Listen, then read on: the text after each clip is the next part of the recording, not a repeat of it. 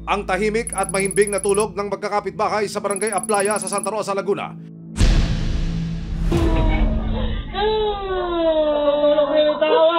Nabulabog ng dalawang pamilyang nagkainitan.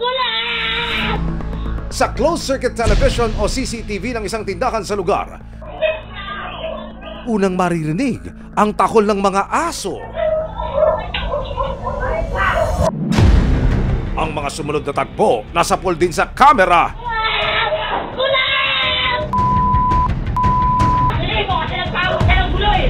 Ilang saglit pa, may isa pang lalaking kumuha naman ng isang malaking bato.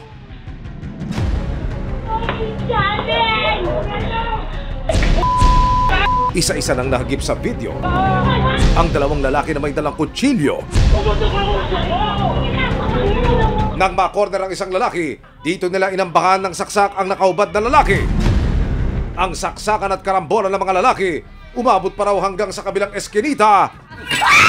May ano po, patayan po dito. Tulungan niyo po kami dito sa Barangay Aplaya. Barangay Aplaya, puro tres po, live po. Ang tagaan ng dalawang magkapitbahay noong May 22 nakuha pang i-Facebook Live ng isang residente.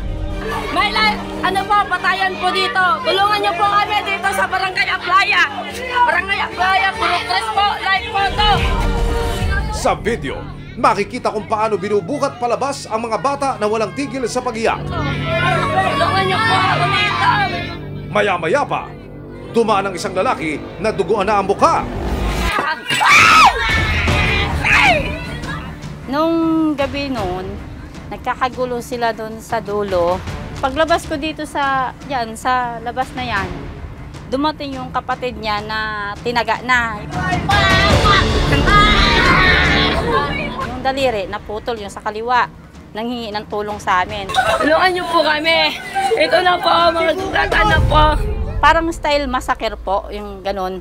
Yun lang po ang nakikita ko at saka yun lang din ang naranasan ko nung gabi noon at saka na-live ko rin po. Ipinakita ni Lizelle sa resibo ang mga bakas ng dugo na naiwan pa sa kanyang bahay. Puro na may mga sugat na, kaya ang mga dugo, kalat-kalat sa loob ng bahay namin. Kaya hindi ko na malaman kung ano.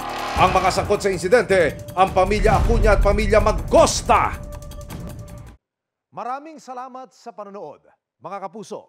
Para masundan ang mga reklamong nasolusyonan ng resibo, mag-subscribe lamang sa GMA Public Affairs YouTube channel